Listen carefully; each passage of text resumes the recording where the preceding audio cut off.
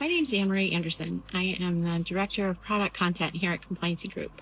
I'm also a long-practicing healthcare attorney and a former compliance officer and director. Today I'm going to talk to you about some changes that happened at the end of last month. The CMS Medicare Financial Management Manual, sorry, that's a hard thing to say, Publication 100-06, which really governs how the MACs interact with the regional offices and administer their contracts for Medicare. The part that was interesting to me that changed was Chapter 3, the overpayment chapter. That chapter used to contain provisions that governed how MACs through the regional offices would refer cases to the Department of Justice for criminal investigation. You know, the type of information that would be given to them, the process that would be followed in selecting cases for referral. It used to be covered in that part of the manual, and that piece of the manual has been completely removed now.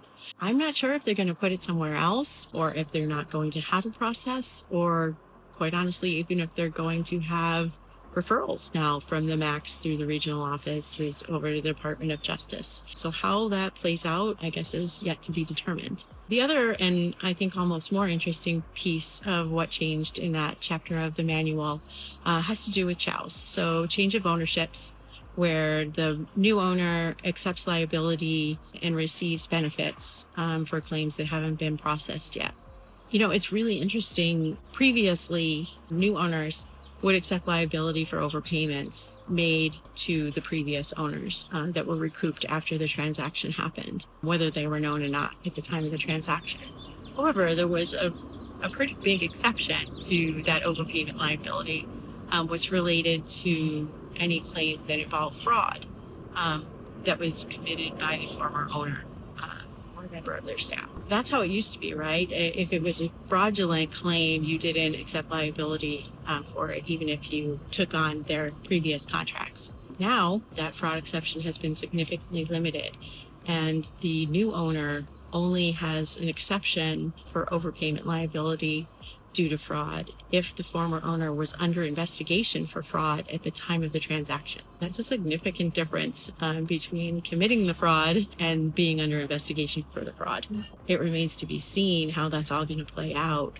These provisions are effective on June 23rd, so if you have a child currently pending, you might want to get it done prior to that date.